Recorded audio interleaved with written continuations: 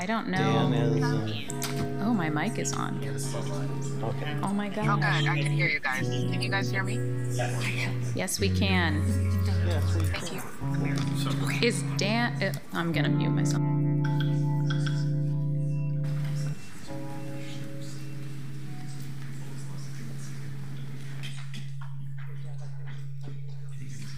All right, well, colleagues, good morning. I will call the Climate, Resilience, and Land Use Committee to order. It is Thursday, June 26th at 9:32 a.m. Diego, will you please call the roll? Good morning. Kanal? I'm here. I'm going to be leaving early, just so everybody knows, but I am present. Brian? Novik? Here. Avalos? Present. Murillo? Here. Christopher, will you please read the statement of conduct? Welcome to the meeting of the Climate, Resilience, and Land Use Committee. To testify before this committee in person or virtually, you must sign up in advance in the committee agenda at www.portland.gov/council/agenda/climate-resilience-and-land-use-committee, or by calling 311. Information on engaging with the committee can be found at this link. Registration for virtual testimony closes 1 hour prior to the meeting. In-person testifiers must sign up before the agenda item is heard. If public testimony will be taken on an item, individuals may testify for 3 minutes unless the chair states otherwise. Your microphone will be muted when your time is over. The chair preserves order. Disruptive conduct such as shouting, refusing to conclude your testimony when your time is up, or interrupting others' testimony or committee deliberations will not be allowed. If you cause a disruption, a warning will be given. Further disruption will result in ejection from the meeting. Anyone who fails to leave once ejected is subject to arrest for trespass. Additionally, the committee may take a short recess and reconvene virtually. Your testimony should address the matter being considered. When testifying, state your name for the record. Your address is not necessary. If you're a lobbyist, identify the organization you represent. Virtual testifiers should unmute themselves when the clerk calls your name. Thank you. Thank you, Christopher. Today we have 2 items on our agenda. So first we're going to cover appointments from the Planning Commission, and then we'll have a presentation and committee discussion on electrification. And Councillor Novik loves a bit, and I promised that I would play an electrification related chorus for him. And so I will be doing that now. And Didn't you wait till the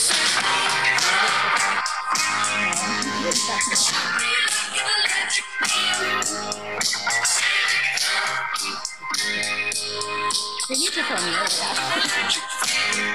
I'm so glad because I can't hear it. What was it? It was Electric Feel, but we're done now. I think that was all that was needed.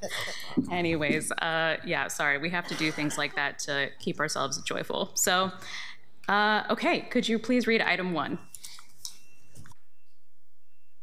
Item 1, appoint members to the Planning Commission. This item is coming to us from the Bureau of Planning and Sustainability. I'll hand it off to staff to talk to us about the Planning Commission and the slate of appointees before us today. We're going to hear from Eric Engstrom, the BPS director, Sandra Wood, the principal planner, Ruben, and then all of the appointees. Thank you. Thank you. It's hard to follow that. For the record, my name is Eric Engstrom. I'm the director of the Bureau of Planning and Sustainability in the Community and Economic Development Service Area. And as you mentioned, with me is Sandra Wood, who's principal planner who supports the work of the Planning Commission, among other duties. We're here to present the proposed appointees to the Portland Planning Commission, and we're seeking the committee's recommendation to move these forward to the full council for confirmation. Next slide, please.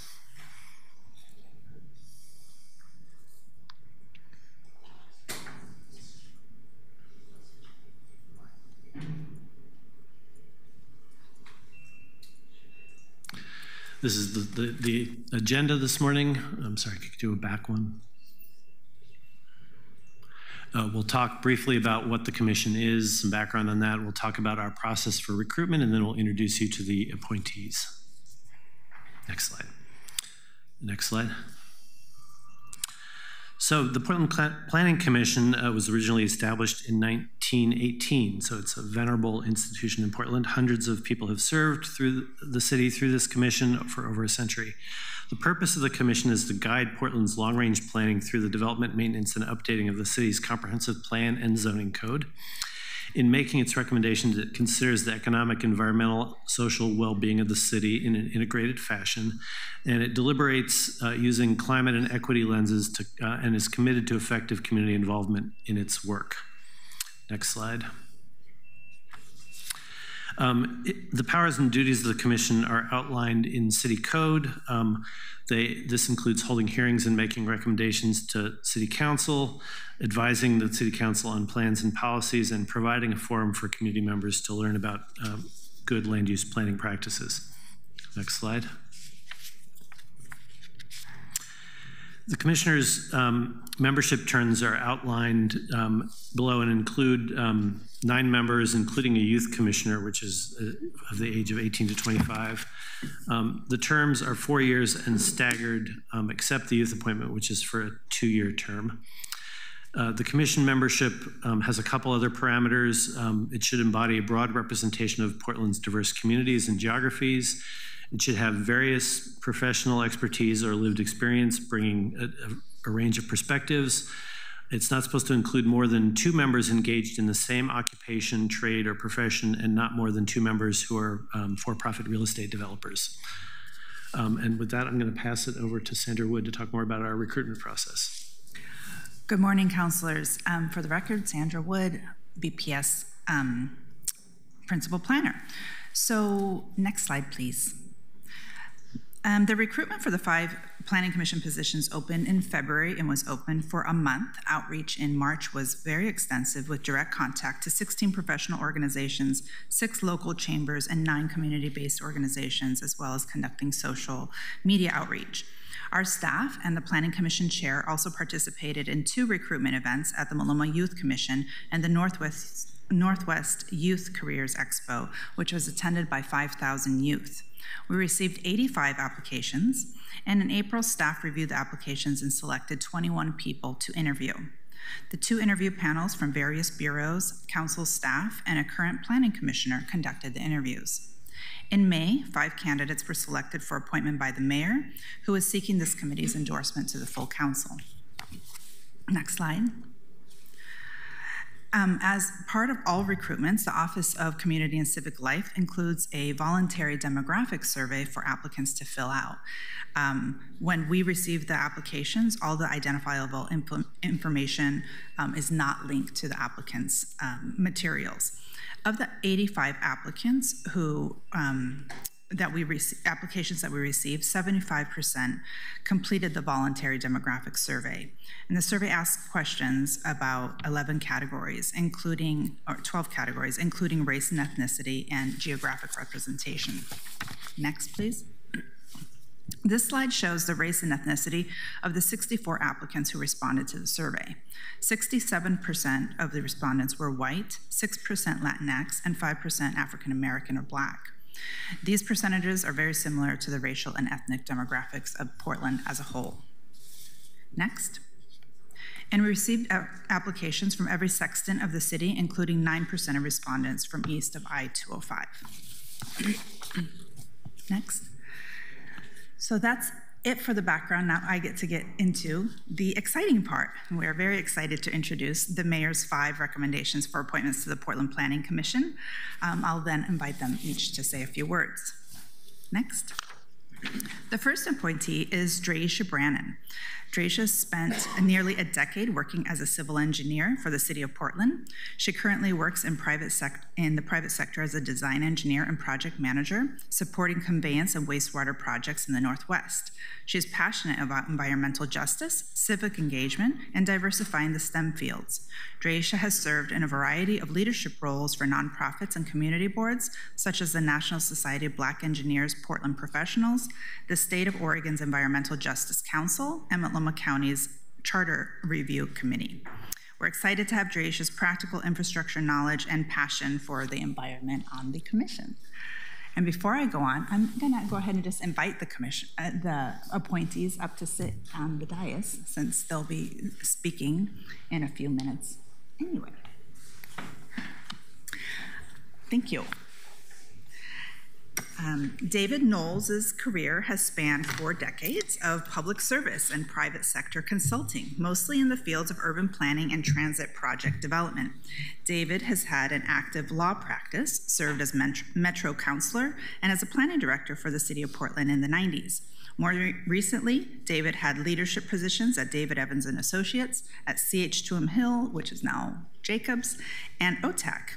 Since retiring, he's dedicated time to important civic and nonprofit activities, including the Portland Charter Commission. David's knowledge of planning issues in Portland and around the country will deepen the recommendations by the commission. Ruben Alvarado is the executive director of the Community Cycling Center, a Portland-based nonprofit working to remove barriers to cycling and increase access to active transportation. Prior to relocating to Portland, Ruben worked to advance education and housing equity in various roles across Eastern Washington. Ruben served on the city council as city councilor in Pasco, Washington, where he advocated for major infrastructure projects in historically underserved areas. He has served on various regional boards in Pasco and College Place, Washington, addressing transportation, planning, health, and community action issues. Ruben's broad experience in creating a healthier and more equitable community will be a welcome addition to the commission. Lucas Pollock is the mayor's recommended appointee for the youth commissioner position. He is a Southeast Portland resident, a Franklin High School graduate, and is currently obtaining a bachelor's degree in community urban studies and planning at Portland State University. He's planning to specialize in affordable and multi-dwelling housing. He has prior experience in canvassing for congressional and presidential election candidates and volunteering with the Portland chapter of the Japanese American Citizens League. We're excited to have a youth voice back on the commission. And finally, the mayor is recommending the reappointment of Commissioner Eli Spivak, who is a current planning commissioner. Eli has managed and financed the construction of over 250 affordable units through the community-based nonprofit organizations. As the founder of Orange Splat LLC, his mission is to pioneer new models of community-oriented, affordable green housing development in Portland, where he has built almost 100 more units, a quarter of which are permanently affordable. As a consultant, he supports AARP's initiative to expand housing options around the U.S. Eli's been an influential leader on the commission, and we'd be thrilled to have him to continue in that capacity. He's not with us today, but we will have a video on his behalf to share with you. Next, please. So today's 5 nominees will be joining 4 existing commissioners. Chair Steph Routh, who is in the audience today, a nonprofit administrator and transportation community engagement advocate. Erica Thompson, an architect with Henneberry Eddy Architecture. Mary Rain O'Mara, who builds affordable housings with Central City Concern. And Brian Ames, who's a project manager with Walls Construction. All in all, this composition ensures that the commission has broad representation of Portlanders in our communities in terms of expertise and demographics, including 2 representatives from District 1. Next. So in summary, the mayor's recommendation is that the city council appoint 5 Portlanders to the planning commission, including 1 youth commissioner. The appointments are generally for 4 years, though the youth commissioner appointment is for 2. Before I invite the appointees to say a few words, we'll go ahead and show the video from Commissioner Eli Spivak.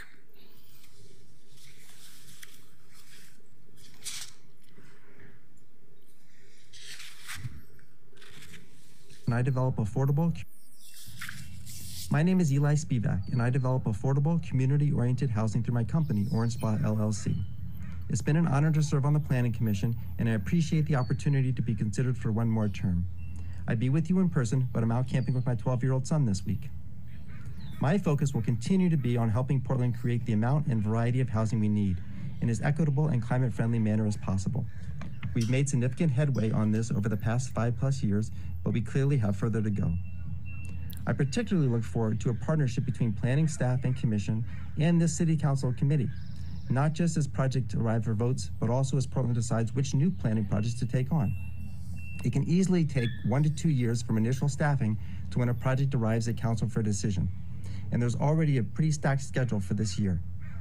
I hope Council will coordinate with staff and ideally Commission leadership to shape the work plan and priorities for what's coming next. There will always be more project ideas than staff time or funding to do them. Let's make sure that the ones we take on are the ones you want to see coming to Council. Thank you for your consideration, and I look forward to being in person next time. So that was Commissioner Spivak, and I'll now invite the appointees to say a couple words. Should we start with Ms. Brandon? Hi, thank you so much for your consideration. I'm a fourth generation Oregonian. I live, work, and play, and chose to spend a decade of my career working for the city of Portland. It's an honor to no longer, I mean, it's not an honor, but I do no longer work for the city of Portland, which allows me to now be involved in a process like this. I've always admired the commissions and committees and that volunteer service that goes towards supporting the city of Portland. And so I am very excited to potentially be joining this commission and helping truly make Portland supported for all our communities so that they can live, work, and play as well and have equitable access to infrastructure, land use planning, and building a community where everybody is supported and has what they need to thrive. Good morning, everyone. My name is Ruben Alvarado. I am honored to be here and really thankful to be considered to make Portland a better place. I've been very fortunate in my life to have served my communities. I believe that communities and cities are living beings who can be improved or deterred by the stewards of it. And I've been very fortunate to collaborate with so many people over my life to try to make my communities better, and I hope to do so here as well. I'm so honored to be in Portland and so honored to be amongst just such friendly and amazing people, and I'm really looking forward to collaborating with this committee to really improve equitable access to equitable land use in Portland. Good morning, councilors. Thank you for your consideration, and as the Youth Commissioner appointee, I'm really looking forward to trying to include student and youth voices from the city in the process. I'm looking forward to learning quite a lot through participating in this. This has been something I've been interested in and the work that I've been wishing to do for a very long time, and it's been an honor already, and I look forward more so to making Portland a city that works better for everyone. I'm from here. I have a lot of love for this place, and I want to share that love and try to improve it for everyone. Thank you. Hi, for the record, David Knowles. I just want to start by saying I'm really honored to be considered for this position. As you saw, there were 85 applications. As you can tell from my three colleagues here, they're all of high caliber, so getting to serve with them, I think, is a privilege, and I really appreciate the mayor putting me forward and look forward, I hope, to the council's confirmation. Just a little bit about me. I live in the Beaumont-Wilshire neighborhood. My wife, Pam, and I have 3 sons. You may know one of them. They all graduated from Grant High School, and we have been dedicated to this community for many years. My wife served on the Portland School Board, as many of you know. I'm really excited about this opportunity because for me, it's kind of personally, it's a full circle moment. I started my land use and transportation experience by being an elected member of the Metro Council, and then became planning director and later went into working for the private sector, including Dre's firm, Jacobs Engineering, at the conclusion of my career. So I'm looking forward to bringing that knowledge to help the commission look forward, as it has for over 100 years, providing recommendations on the vision for our city. I just think it's critically important. So I'm excited about it, and thank you for the opportunity. Thank you all so much for being here today. Really appreciate you taking time to meet with us in person, and for the folks who weren't able to make it. Do we have any public testimony signed up for this item? No one has signed up. All right. Then I think we can move on to committee discussion, and I see some folks have their hands raised already. So first Councilor Novick and then Councilor Canal. Hi, I have kind of an open-ended question for any of you that think it'd be interesting to answer. I was wondering if any of you could identify one of the more interesting issues the Planning Commission has dealt with in the past 5 years or so, and your perspective on how the commission and how the council dealt with that issue? Well, I'm going to share one of the probably biggest projects of my career here in the city, which is the residential infill project. That was a project where we were actually at commission for about 9 months. There were several concerns we were addressing at the time. One of them was the concern about demolitions that were occurring in neighborhoods and the one-to-one replacements of one house to another house. There was also, of course, the affordability issues that we were already seeing in the city, and exclusionary zoning of single-dwelling zones where only one expensive house was allowed on one lot. When we brought it to the Planning Commission, I believe they had a hearing and had probably over 100 testifiers. The commission heard the testimony very well and really felt that staff hadn't gone far enough with our proposal. They deliberated extensively, asked for more studies. And then they landed on a different solution, a broader solution, which was to allow middle housing in all neighborhoods in Portland. That I'm sure many of you are aware of now because we've seen many of them built. So that was a 9-month-long process. We needed to rewrite all of the rules and bring it back to them, and they were much more satisfied. And when we brought it to City Council, we started with a work session, bringing the Planning Commission Chair, Kat Schultz, who represented the commission, and some of the discussion was about displacement and whether this was going to incentivize more demolitions and more displacement in the city. Through our studies of and anti-displacement actions, we were able to show that this would be a positive effect for Portland and Portlanders, and having more people live in well-served neighborhoods. And I think we're seeing the results of that now. Last year, we published the year 2 after implementation that shows that we're seeing good results with that. So that's an example, I think, of the Planning Commission really digging deep and doing some deep work and improving not only the recommendation coming to council, but the rationale for why the city should move in that direction. Thank you. Councillor Knoll and then Councillor Ryan. Thanks. So first to the appointees, thanks for being willing to serve, and I intend to support you here as well as at the full council. If you see me remove it from the consent agenda, it's not about you, it's a process thing, just to get that out of the way. I have a couple questions on the process. I only had one specific question for an appointee, and it was actually for Eli. So you might actually know, is he the same Eli who was involved in Cully Grove and Cully Green? Yes. Okay. That's good to know. I think that's helpful and definitely supporting for me. But so I have 3 questions that were process-wise. You mentioned east of 205 as a geographical range. Is that the category set by the Office of Civic Life as opposed to the D1 district boundary? That's correct. Let me look at that really quick. The categories that are set are actually much more precise. They're not by district. I believe there is an east of 205 category. Sorry, I'm looking at it right now. But there's northeast, southeast, southwest. Yeah. Thanks. Were council staff, you said, involved in the interview process? Is that actual councilor office staff, or was that council operations? Councilor office staff. I believe it was Councilor Murillo's office. Yeah. Great. And then my third question is, there's 9 members on this commission. Yes. 4 is a lot to have turnover at once. Yes. Can you speak to that a little bit? Sure.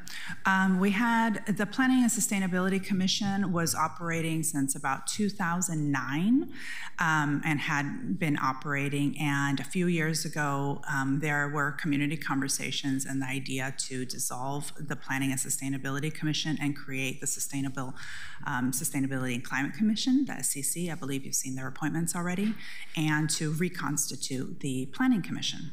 So we did that in 2023. So that was only 2 years ago.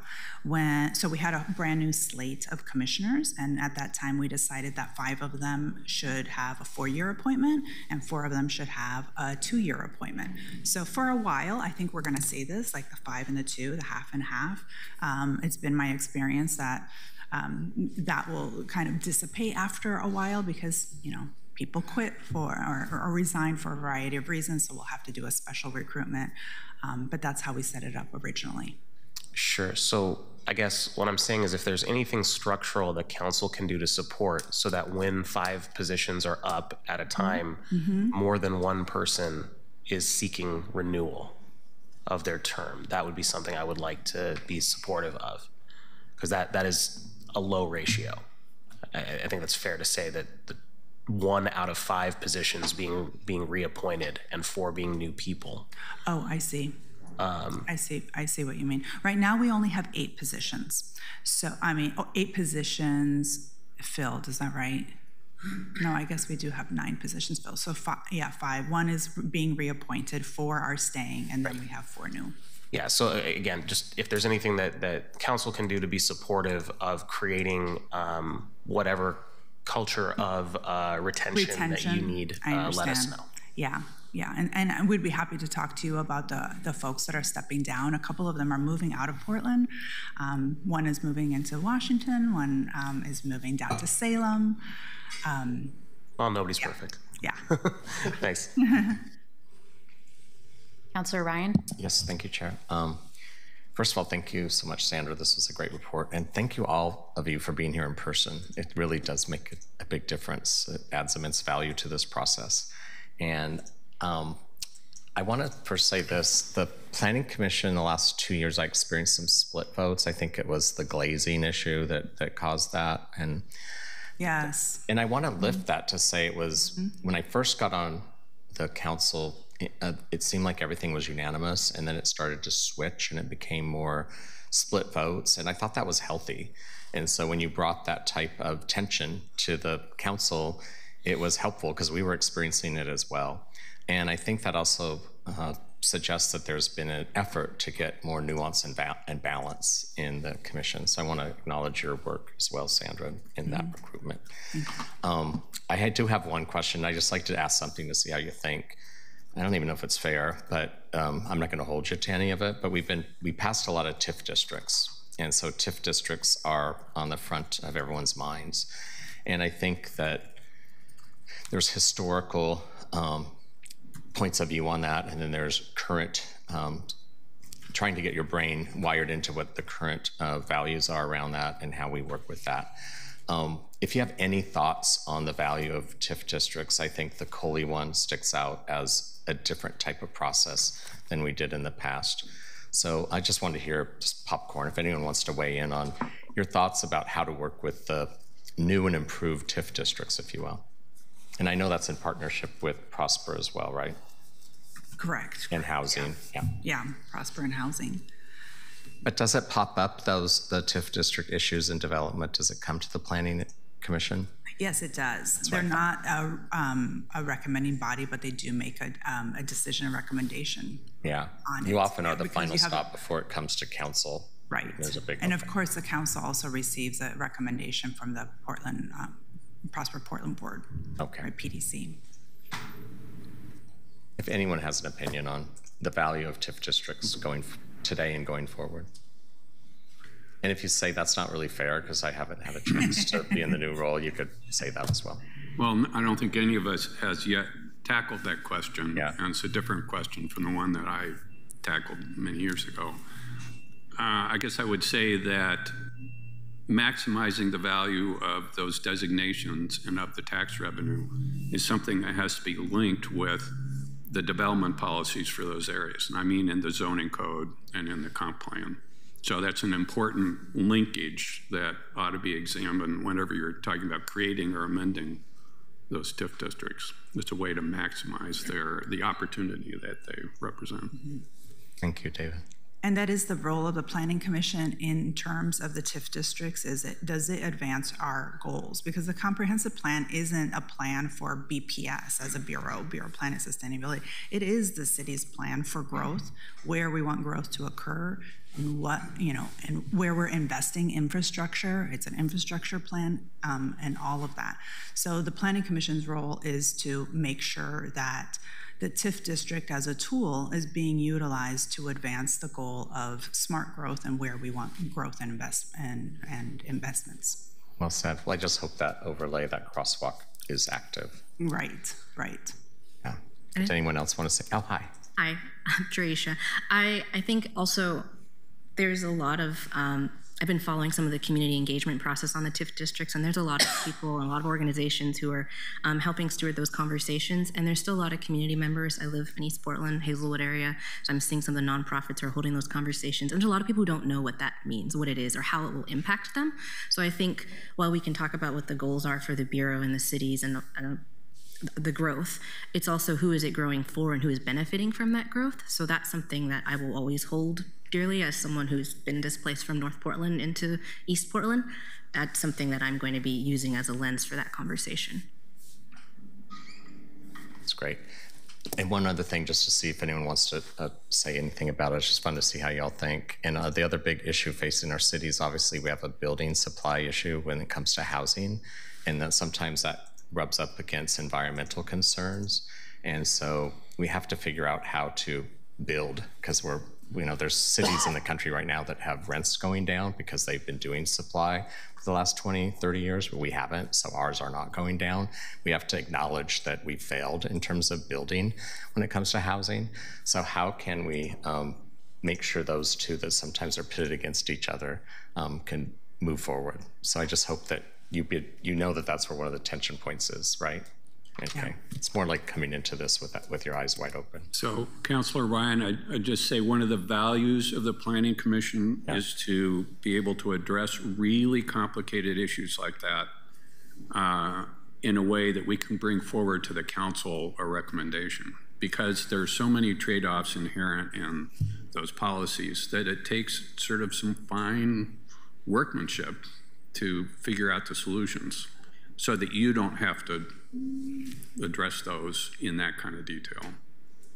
Yeah. I think that's what I liked about the split vote around the bird glazing, was that you could tell that you all went really hard on that, and it was one of the better discussions between the Planning Commission and the council, because you really dove in, and I remember all of us felt like we learned a lot during that process, and I don't think any of us can undo that. So I hope you can keep building upon what I think was healthy tension. Yeah. It's interesting you bring that up, because some of the outgoing commissioners were also reflecting upon that at their last meeting on Tuesday about, is a unanimous vote a good thing, or is a split vote a good thing? And I think they both can be. Yes. One of the things that this commission does, I think, really well is that when people are voting no on something, they're articulating why, and we include that in their transmittal letter to council. So the council, the letter coming from the Planning Commission will always say what the date was, what the vote was, who they heard from, how much testimony, and if there were no votes, why. And as a matter of fact, the project that I was discussing before, the residential info project, we came to council with a 5-4 vote. The 4 all had different versions of why they were voting no. They had different concerns, and that was articulated in the letter. They also all said, I just want to make a point. I want this to pass, but I want to make a point and communicate that dissenting opinion, if you will, to the council.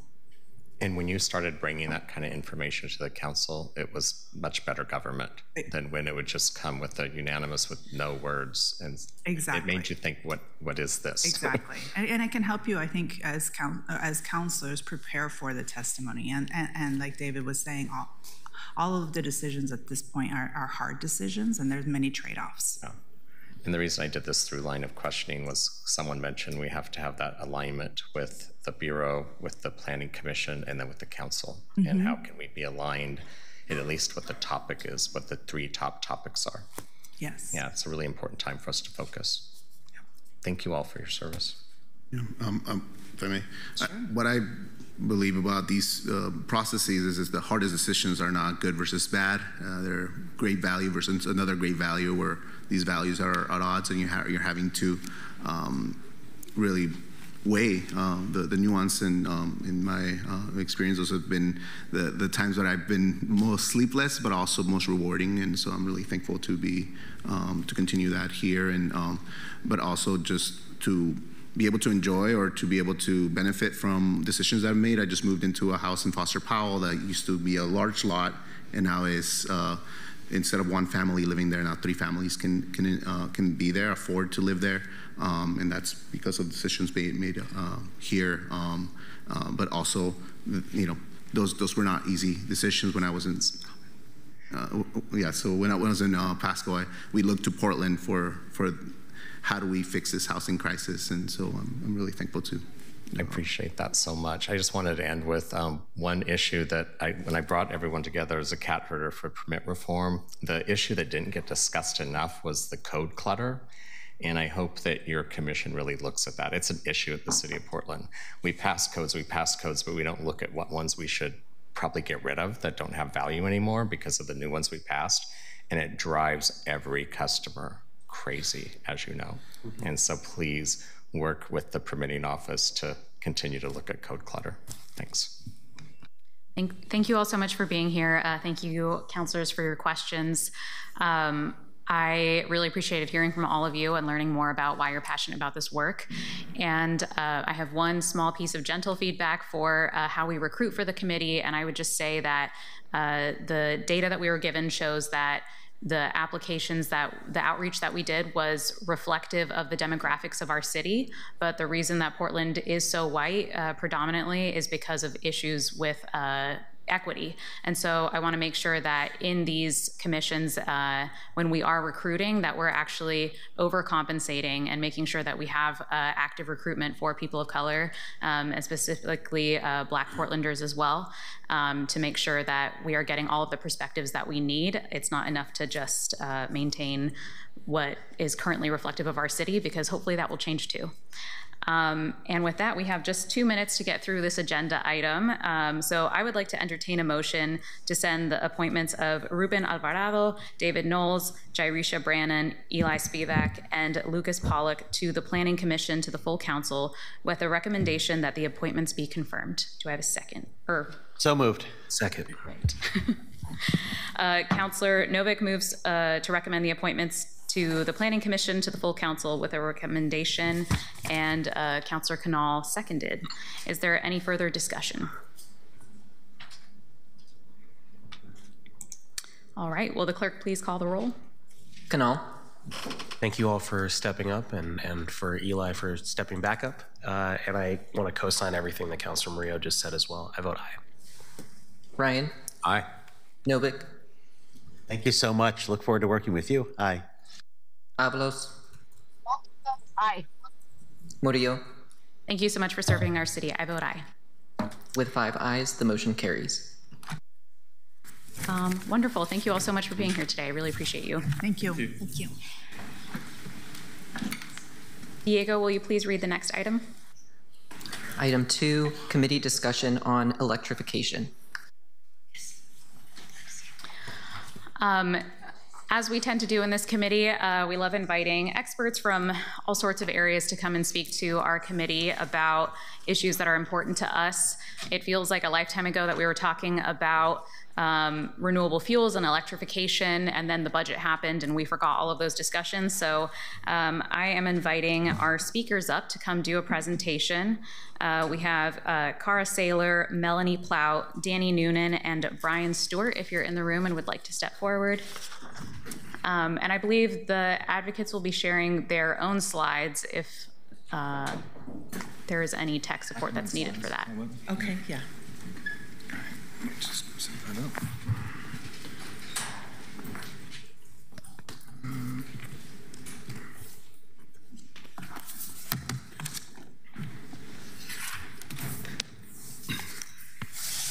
Is that working? Looks like it.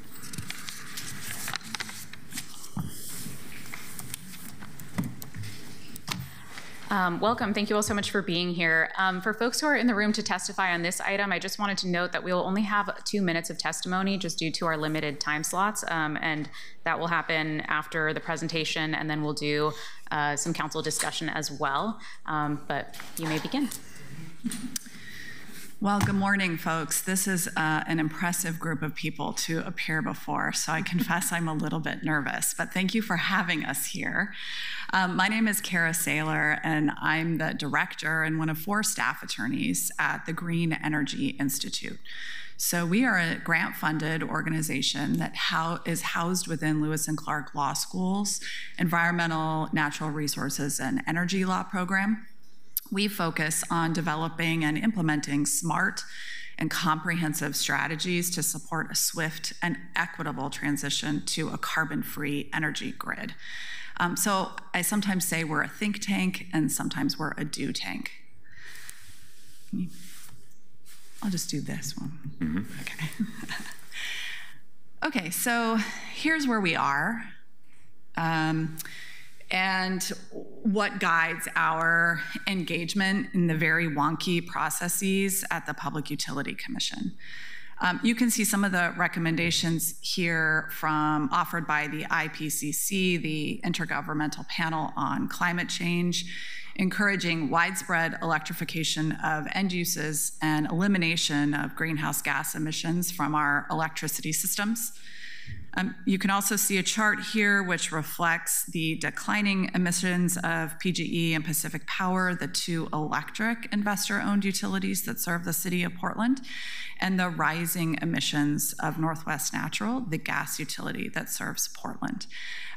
We do not have reflected here the most recent numbers. DEQ is always just a little bit behind as it audits the emissions reports, but PGE is pretty proud, as it should be, of the substantial emissions reductions it's attained in just a year. So it has that as a press release and in its most recent sustainability report.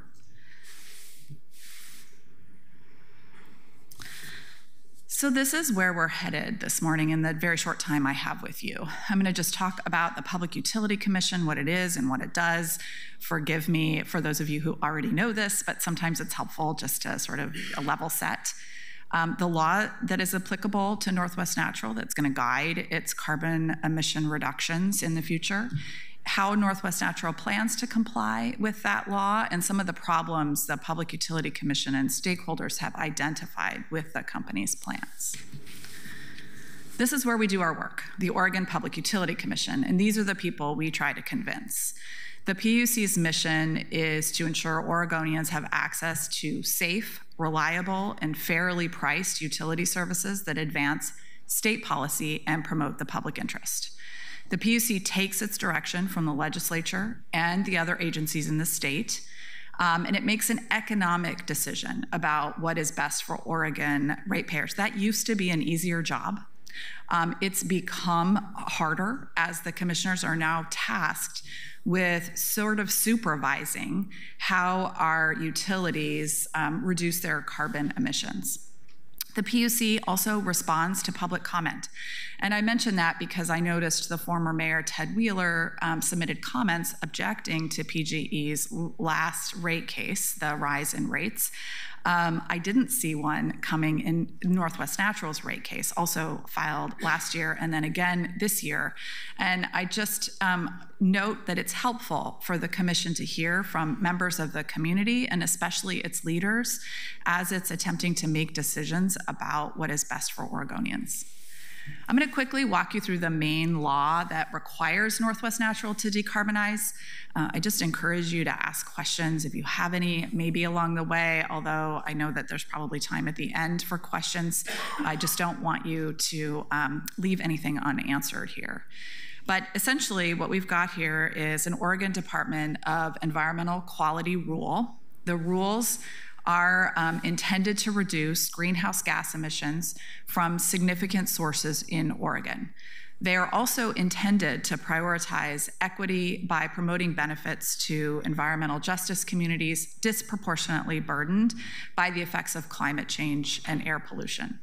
So these rules came about as a result of a series of events you probably remember, beginning with the Republican walkouts on proposed cap and trade legislation in Oregon in early 2020.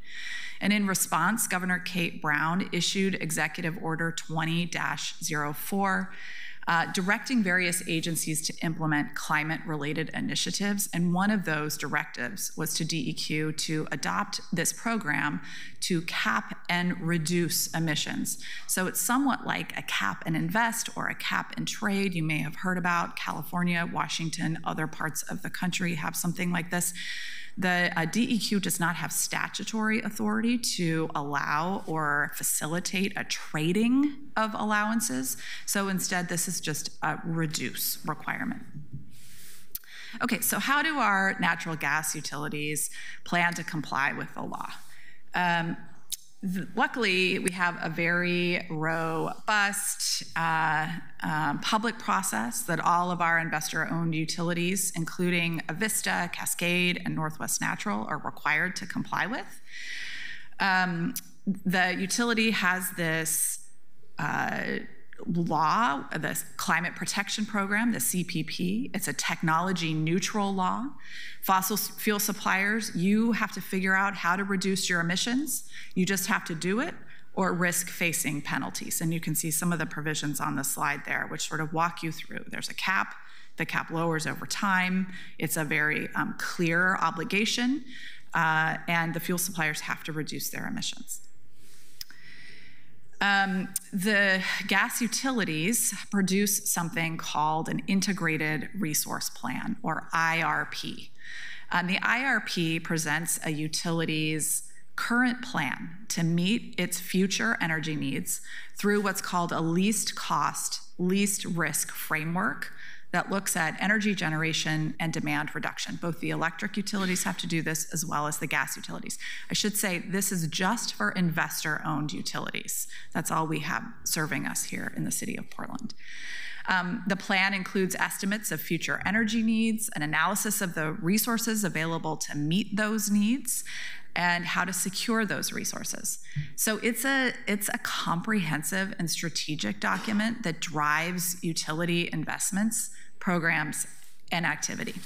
So Northwest Natural is in the midst of its planning process right now. Stakeholders, in fact, just last night received an updated draft of its IRP, which I've attempted to absorb between last night and this morning to be able to give you the most up-to-date information.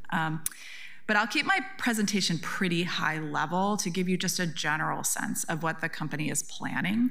So actually, if you could go back one slide. Thank you. This chart looks a little different between the first draft and the second draft, but the message is the same. Northwest Natural has to figure out how to decrease its emissions consistent with that large green segment you see. So that bottom line is the dropping cap, and the upper green line is where they would expect their emissions to be. Now, there's a lot of forecasting here, right? So, I mean, the sort of the joke is an IRP isn't useful the day after it's filed. But the hope is that it does give us a sense of what we might expect in the future so that we can plan carefully. And you can go ahead to the next slide. So this is a chart, again, from the previous IRP. It looks pretty similar in the draft I got last night. You can see that Northwest Natural does have that tiny segment in Washington, so it has to comply with a Climate Commitment Act. And then you see the Oregon CPP there, the Climate Protection Program. These are the compliance resources Northwest Natural is considering. Reduced usage through conservation and energy efficiency. I think everyone is a thumbs up on that. That's a no regrets action. Compliance instruments, and so here the DEQ gives allowances or a permit to pollute, if you will, consistent with the declining cap over time. Community climate investments. So this is a unique piece that's in the Oregon Climate Protection Program.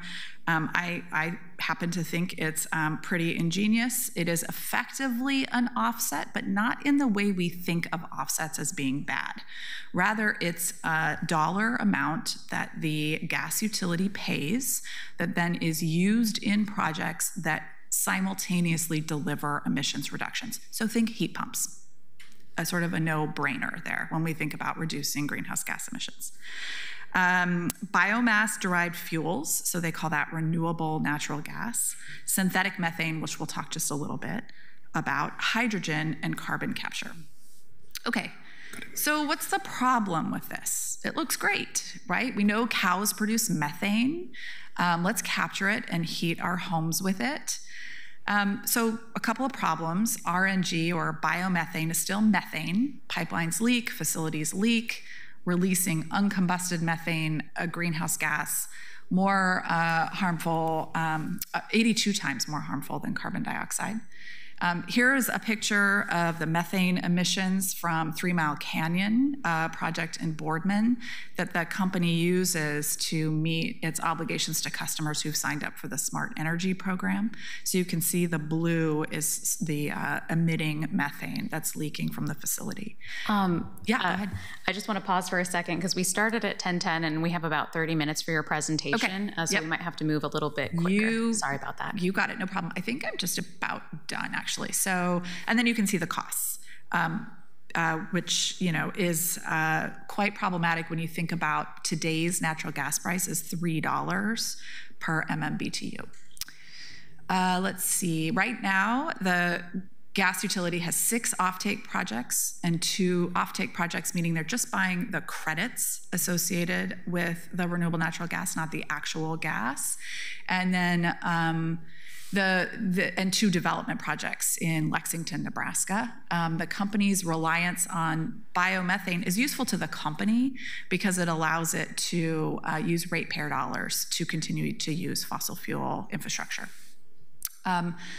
Let's see, I'll just mention availability of biogas. You can see the company has a goal of meeting its renewable natural gas by 5% of its distribution, current supply to customers.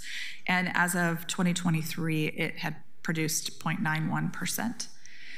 And then last, let's see, hydrogen, a plan to deliver hydrogen blended into the system. I'll just make a couple of points here. There's a questionable climate benefit when it's blended into the distribution system. There's concerns about leaks and pipe embrittlement because of hydrogen, as well as appliances on the home side, whether they can manage a blend of hydrogen or not. Moving on to synthetic methane. This is an interesting method that the company is contemplating, which would allow it to produce hydrogen and then add waste carbon dioxide to effectively create methane again. So it could be run through pipes. But, you know, it seems that hydrogen is going to be such a necessary and highly sought after fuel that we probably don't want to run it through our pipes mixed with waste carbon dioxide. Last slide, the integrated resource plan right now is anticipating a drop in its forecasted customers. But it was anticipating adding 200,000 new customers over 20 years, just in its last IRP, and the one that I've just received last night. They have halved that forecast, primarily, they say, due to population reductions in the city of Portland and in its territory in Oregon. In the near term, they plan to buy these renewable thermal certificates, which are the piece that is produced when RNG, the renewable natural gas, the biomethane, is delivered. They get this certificate. So they don't actually, again, have the biomethane, they just have the certificate. So they have facilities in New York and Utah, Wisconsin. And then long-term hydrogen and synthetic methane. Commission response in 2023, concerned about the cost and risk of the alternative fuels that they're planning to rely on for compliance with the Climate Protection Program. Concerned about sort of weighing the plan more heavily in favor of renewable natural gas as opposed to these community climate investments that would allow for reductions of greenhouse gas emissions through the technologies that people can install. And then a refusal to look at electrification. And I'll pass it off to my colleagues. Thank you.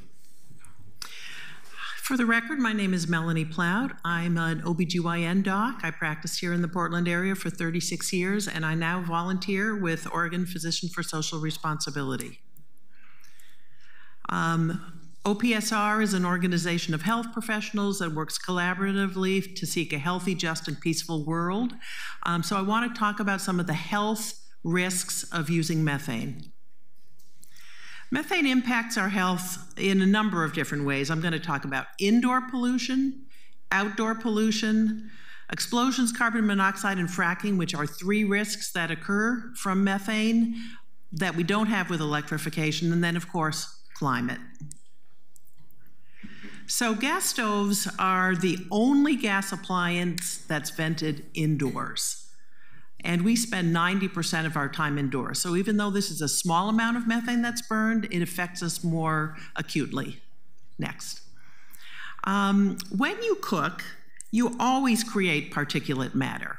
When you cook with electricity, you create really only PM 2.5. And this is why you should always use effective ventilation every time you cook.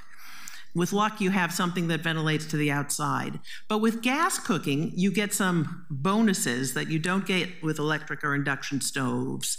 You get more particulate matter. You get nitrogen dioxide, sometimes referred to as NOx, which is a more umbrella term. And NOx doesn't come from methane directly, but it is formed from the oxygen and nitrogen in the air whenever you burn a fuel at high temperatures. This is called the Zeldovich reaction. So like with car exhaust or industrial processes. In addition, when you have gas piped into your home, you get known carcinogens like formaldehyde and benzene, which are released not only with the burning of methane, but are also emitted in small amounts in the unburned gas, which always leaks. Next slide. The effect of NOx on health has been known since the 70s, especially since it's a major component of air pollution from gas-powered vehicles. I was a little concerned that maybe this knowledge might have been wiped from the federal websites, but it is still there. Respiratory symptoms have been linked to gas for years. Some of these studies have been criticized by the gas industry, especially with relationship to gas stoves. But remember that it would be unethical, given what we do know about NOx, to intentionally expose children or adults to this substance. Next slide. You may know that asthma is the #1 chronic disease in children. A review of the literature that looked methodically at 41 studies found an increased risk in current asthma symptoms and an increased lifetime risk of asthma. Next slide. We know a lot about NOx and how bad it is for us. It's bad for the heart and lungs. It increases cancer. It's not so great for pregnancy. It also affects our brains. And it has been associated with increased Alzheimer's, teenage depression, and bad calls by umpires. Next slide. Lower income and people of color are at higher risk from gas stoves since they're more likely to live in larger families, smaller homes without adequate ventilation and appliance maintenance. They're also more likely to live in places that have more outdoor pollution from adjacent highways and industrial facilities. And many of these populations already have an increased risk of health conditions like asthma. The gas industry will often emphasize the importance of ventilation, and this is true. But the fact is that fans are quite noisy, so it's no surprise a California survey showed that over half of people don't use them routinely. And I have to say, before I really looked into this, I would only turn on my fan when I was cooking stinky fish or something like that. But you should really always use it. And many fans, like the kind with a microwave above the stove, really don't do anything. They're just recirculating the air in your kitchen. There was an interesting study in Baltimore which addressed this. They supplied randomized people who had gas stoves either to ventilation or to filters or to replacing their gas stoves with electric stoves. And the only thing that significantly reduced NOx was replacing the gas stove with an electric stove. Next slide.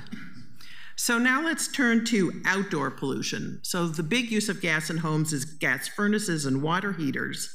You may have heard that recently CARB in California announced a requirement that air and water heating sold as of 2030 will need to be zero NOx. And essentially that's a ban on new gas appliances. They estimate that with this move, there will be hundreds of fewer deaths in the state every year and big savings in health costs. Now to the 3 bonus risks that you get with methane gas. So this picture is from 23rd Avenue. In 2016, there was a natural gas explosion there that injured 8 people and caused over $17 million in property damage. You don't get this with electricity. The only reason that we have carbon monoxide detectors in our home is because we may be using gas there. And in 2015, 393 people died from carbon monoxide. Often these are low-income folks who don't have a properly maintained appliance and may not have a working carbon monoxide detector.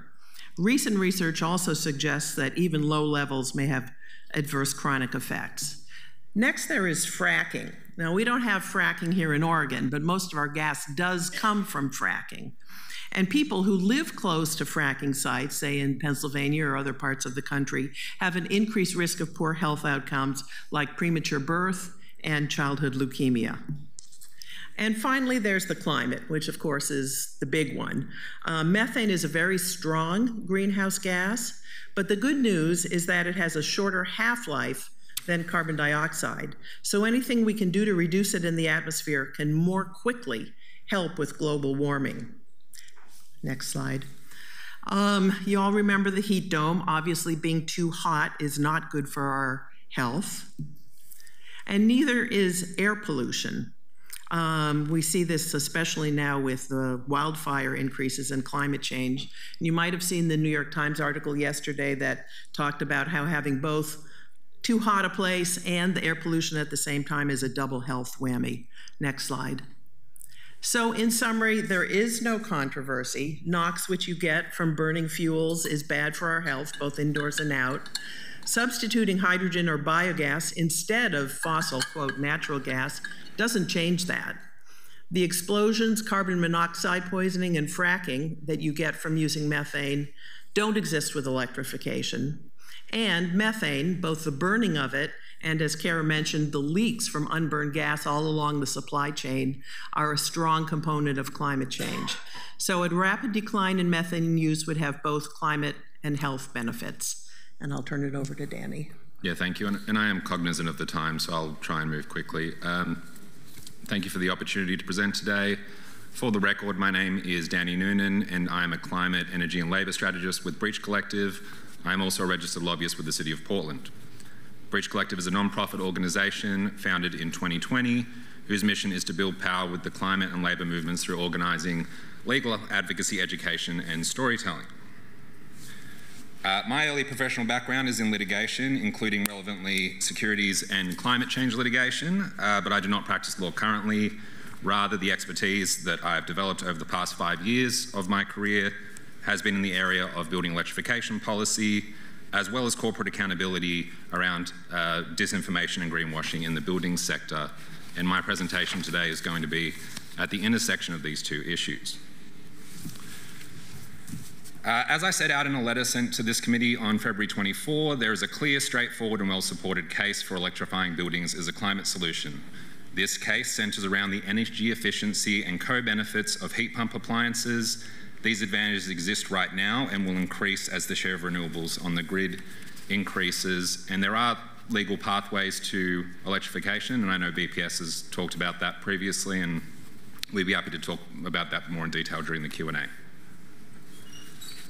My co-panelists' presentations have shown that Northwest Natural has not persuaded regulators that there are effective, available or affordable gas system alternatives to electrification, and that Northwest Natural continues to evade concerns around the air quality impacts that are particular to gas use. The central argument in my presentation is that gas utilities like Northwest Natural are not actually attempting to make an affirmative case that gas system decarbonisation is a credible or competitive alternative to building electrification.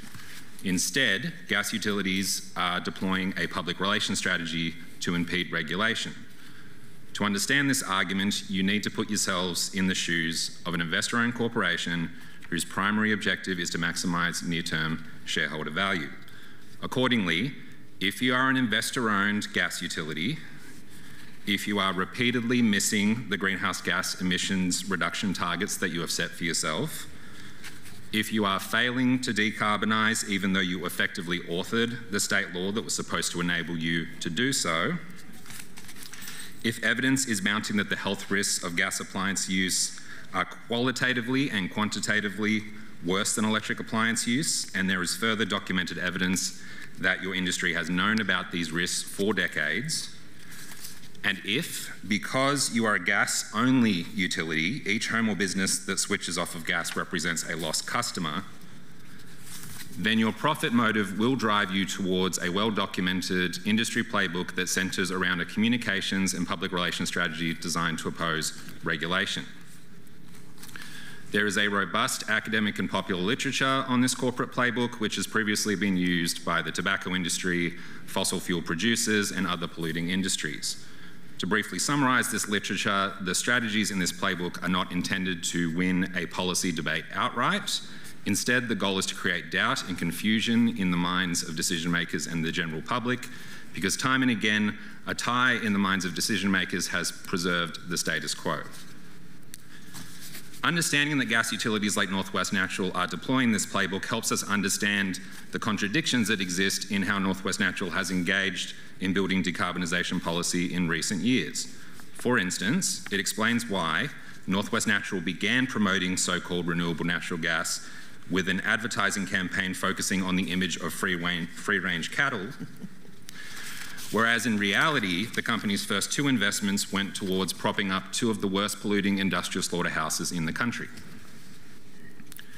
It explains why, while Northwest Natural widely promoted a 0.2% turquoise hydrogen blend in southeast Portland as a, quote, carbon capture project, life cycle emissions analyses have indicated that the hydrogen produced by this process is likely just as emissions intensive as using natural gas directly.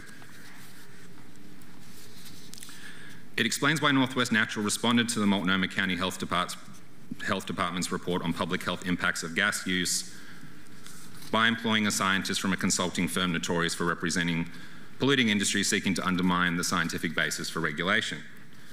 It also explains why Northwest Natural has created and affiliated with a network of front groups to advocate against electrification, including grassroots-sounding entities whose websites they own and of whom they are essentially the sole funder,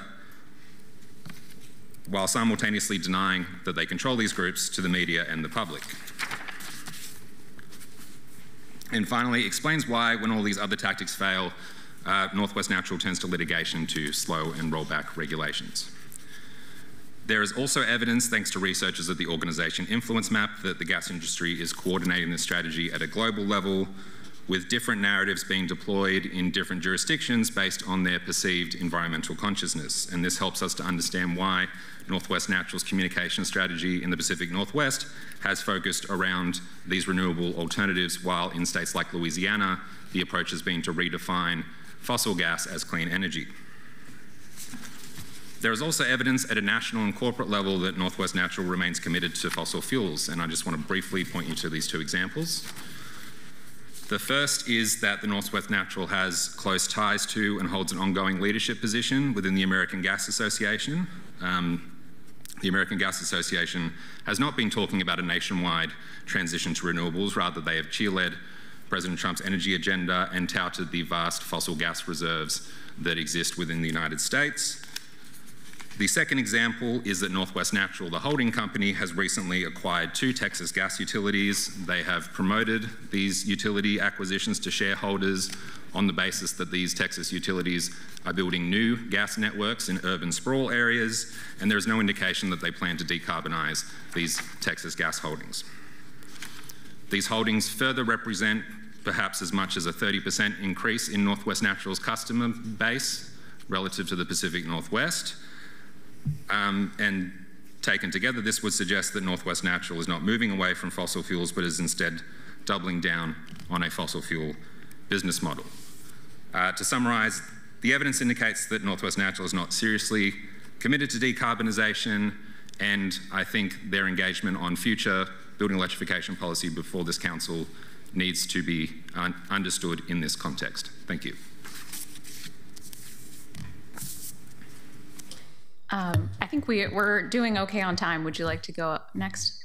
My name is Brian Stewart. I'm a co-founder of Electrify Now. We're an education-based volunteer organization helping people understand the benefits of electrification. I'm really here just mostly for questions, so I'm happy to answer any questions about electrification, feasibility of it, cost of it. There's multiple studies that have been done in the Pacific Northwest and this area, the West Coast, and in the United States that all show electrification is the cheapest way to achieve building decarbonization, and that it actually is the lowest cost way to heat our homes in nearly every situation. So there are tremendous benefits. I'm happy to answer any questions about that if you have those questions. Great, thank you so much. I know that we had some public testimony signed up for this item. So I think my request is that we go through the public testimony first and then we move into discussion. If you wouldn't mind staying in the room while we work through some of that. And then we'll bring you guys right back up. Thank you very much. Thank you. So I think we had 7 people signed up for testimony. We'll limit it to 2 minutes. Testimony isn't a regular part of committees, but I thought that for this discussion, it would be good to have an opportunity for folks to come and testify. And normally that happens in full council, given our limited time, but I wanted to make sure people had a chance to speak if they wanted to. Could you please call up the folks who have signed up to testify? Michaela McCormick, Diane Meisenhelter, Catherine Williams.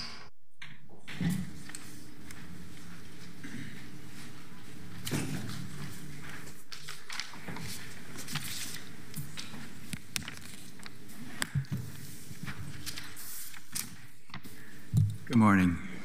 I'm Michaela McCormick. I'm a climate activist with Extinction Rebellion.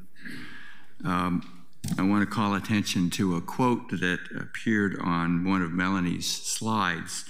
In 2021, the United Nations stated, "Cutting methane is the strongest lever we have to slow climate change over the next 25 years."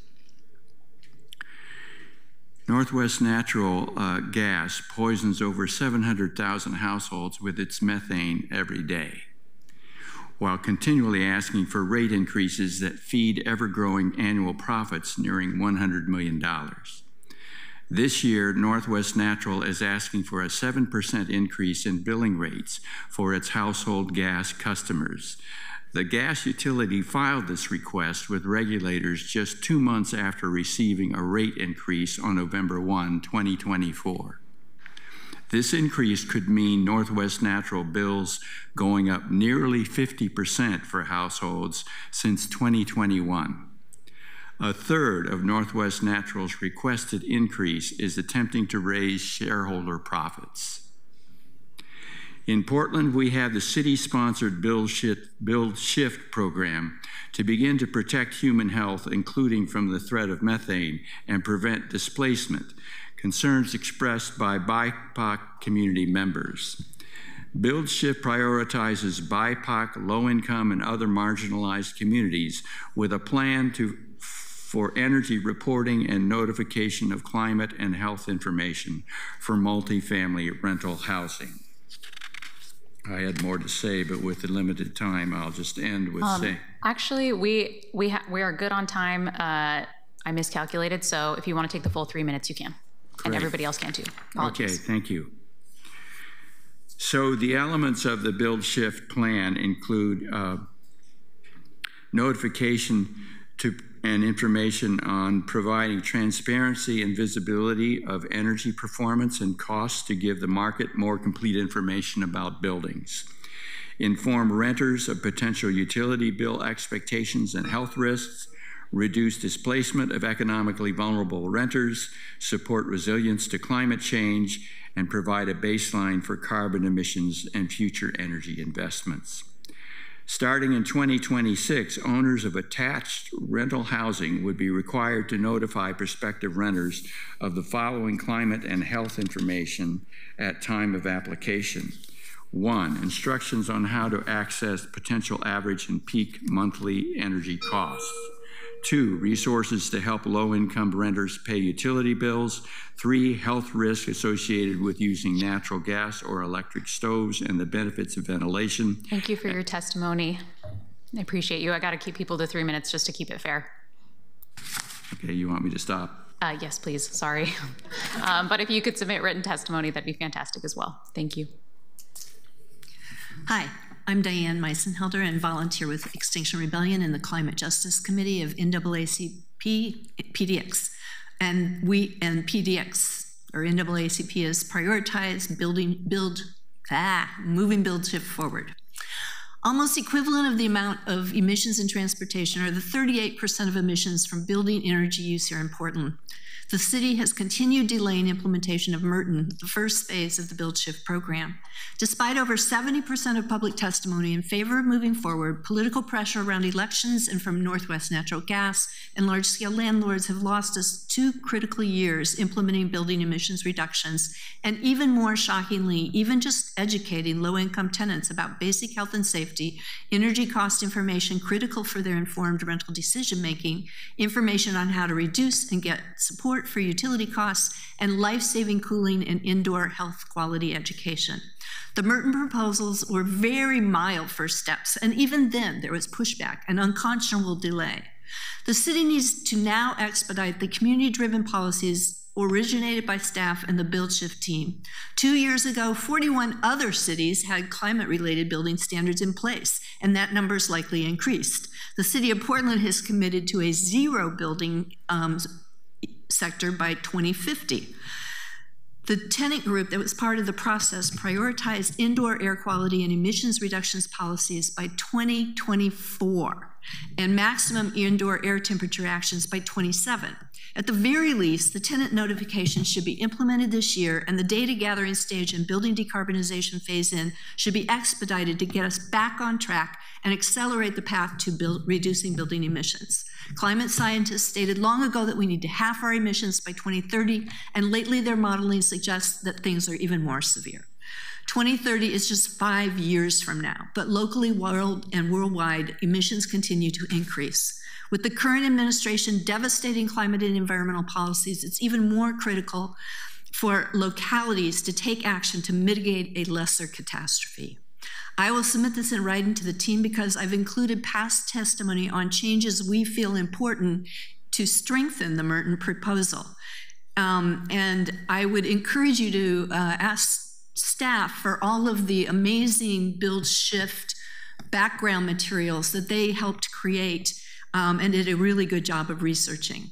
I thanks for this time, for this time and consideration looking at this important issue today. Thank you. Thank you for the opportunity to testify today. My name is Catherine Williams. I'm the Vice President of Public Affairs and Sustainability for Northwest Natural. We are one of the 3 investor-owned utilities serving the city of Portland and are regulated by the Oregon Public Utility Commission as well as a myriad of state and federal agencies.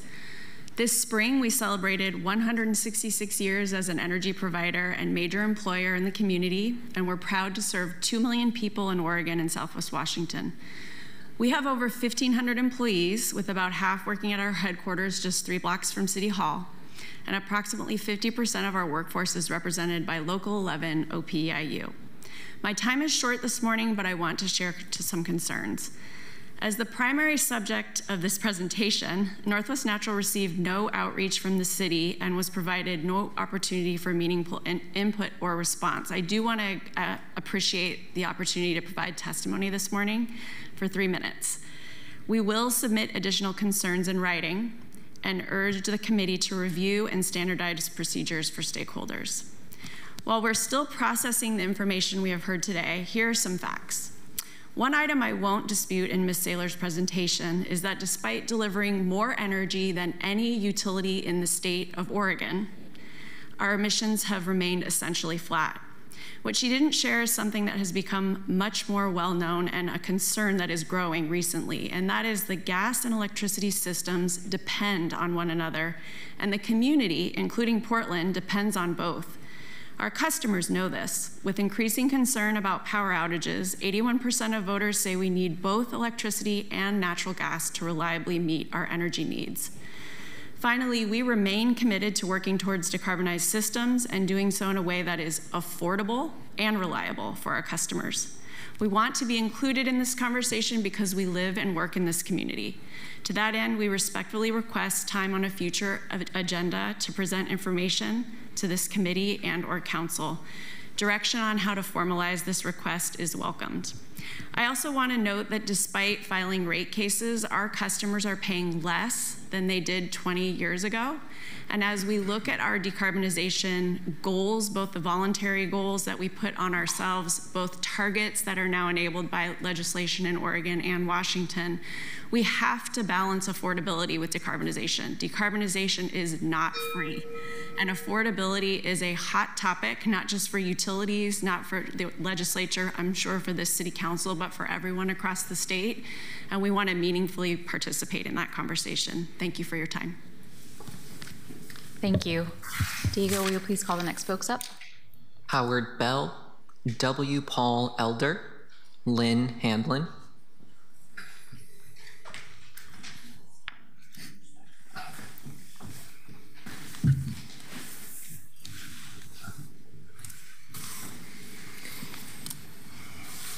Are we ready? Can I go? All right. I'll start. So for the record, my name's Howard Bell. I'm the business manager for OPIU Local 11. And I just want to say thank you to the council members. I represent 93 different organizations, and our newest one is Reed College. Recently, we just got a contract, and I appreciate all the support we got from the city councilor, so thank you for that. So my largest group that I represent is Northwest Natural. I'm a former employee, worked there for 34 years. And I just want to tell you about some of the progress we made over the years. In 1989, we removed all our old bare pipe with new pipe. 1999, we put in excess flow valves. That was, the idea behind that was if there's a strike or a leak, that would shut down the gas so it wasn't leaking to the atmosphere as a safety item. And then we went after all our leaks, and we no longer have leaks in the ground. So right now we have probably the most modern system in the whole country. Now I want to also address some of the issues around the cost and the rate increases and different things. It's very expensive when you want to do renewables and all the stuff. So that's put back into the rate case so we can do the things that lower the carbon emissions. And also, when we talk about $100 million and different things, $50 million of that dollars is going to my members. And those members are out in the community spending a lot of money.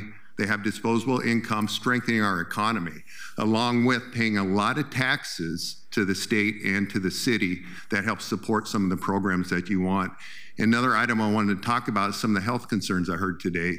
I am the co-chair on the Western States Trust that oversees health and welfare. I see all the visits, all the illnesses, all the injuries, all the prescription drugs, everything that goes through our members. And over the course of my career, benzene, formaldehyde, we had so much exposure working around natural gas. We're in it all the time.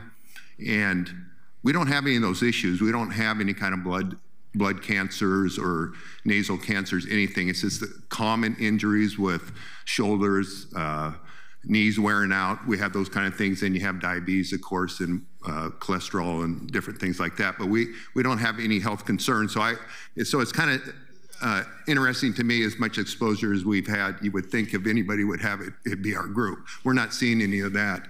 And then as far as safety goes, I mean, it's 50 to 1 when you look at electrification, people getting shocked compared to anything happening with natural gas workers or in the general public. There's 50 times more homes burned down every year from electricity compared to natural gas. We don't have any of those kind of issues. And I think just to finalize these for the other folks talk, I just hope that we can sit down, have a good discussion with all the stakeholders here before we make any kind of moves, because I have a lot of members that count on this job. Thank you. Please proceed. My name is Paul Elder. I'm the business manager of UA Local 290, and I represent over 5,300 licensed professionals, plumbers, steam fitters, HVAC, refrigeration, marine fitters between Southwest Washington, Northern California, and 80% of Oregon. When you talk about infrastructure, you don't always see it, and maybe society, we often take it for granted. We're the ones that put it in for you. We're the ones that provide these systems for the comforts of life. The members I represent involved every aspect of piping systems that are allowed for comforts. The members work on our own wastewater treatment plant here in Portland, Oregon. We've likely worked on every major city project in Portland's ever done. Examples are hospitals, city halls, high-tech facilities, hydroelectric dam, paper mills, police department, fire departments, Port of Portland, schools, and much, much, much more.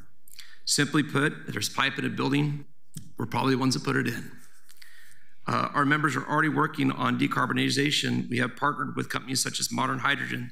This brought us new technologies that allow us to sequester carbon before it is used as a fuel source. Transitions to these, simply put, we've had the technologies to make natural gas as one of the cleanest transition fuels in the world. By pulling the carbon out and using it as a raw product for such things as asphalt and shingles for roofs, which we do have rain in Oregon, we will need those. And we do like to travel from spot to spot. That's how we got here today. We now have the technology to pull it out, turn that into hydrogen. Hydrogen can be blended back into a system of 20%, decreasing emissions. It's a wonderful idea. It works. The first reactor of its kind was put here in the city of Portland in 2023 in December, and it's been working flawlessly since then. It is a model. I've gone all the way to Washington and Capitol Hill to talk to our politicians to actually promote this. One of the reasons why Modern Hydrogen and Northwest Natural Gas partners with 290s, because our track record is one of the best safety track records in the piping industry. We spend over $13 million annually training our members to do the best in the industry. I myself had piped in natural gas and hydrogen for over 29 years and have had 0 incidents with any of the projects I've worked on. Our record shows that it can be done and it can be done safely. Oregon has the opportunity to lead the nation using the technology of Modern Hydrogen. We can decrease our carbon footprint, decrease our emissions, and continue to provide safe, reliable energy choice for Oregonians. I'd like to mention that 38% of the electricity that's in this room and the state of Oregon right now is generated from natural gas.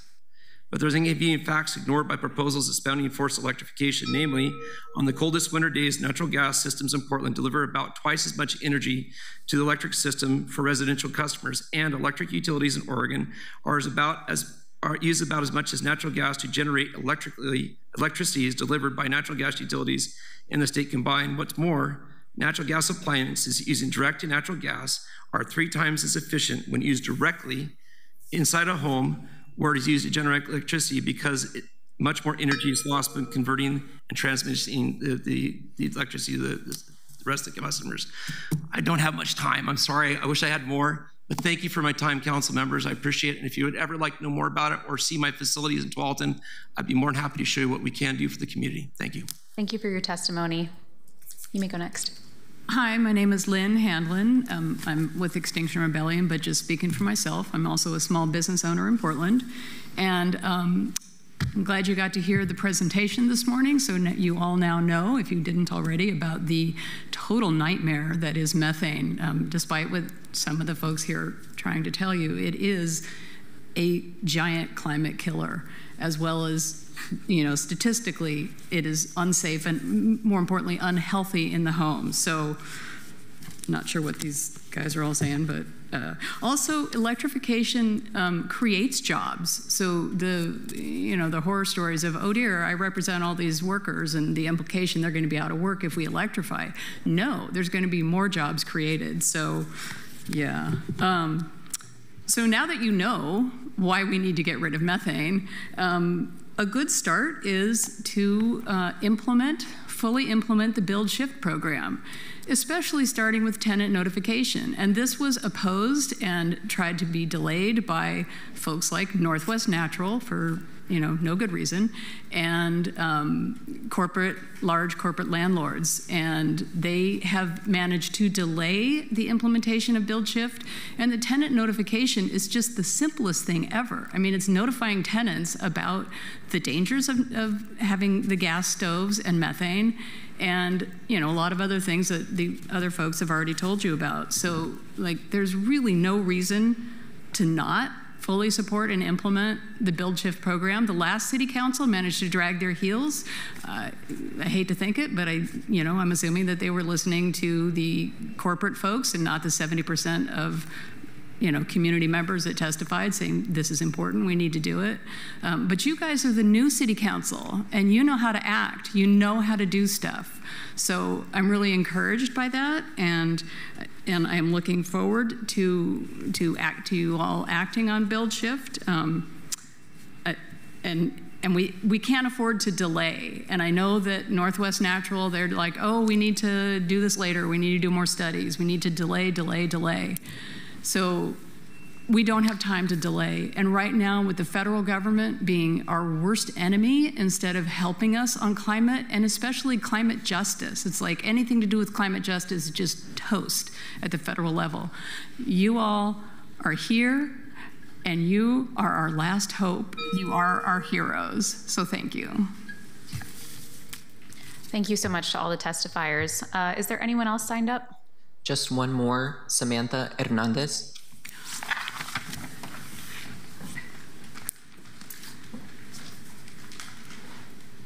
Thank you for being here, Samantha.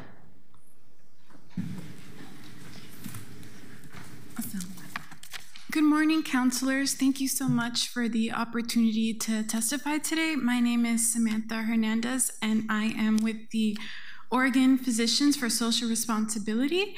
And today, I just really wanted to expand on the health benefits of electrification, and the main one being clean air.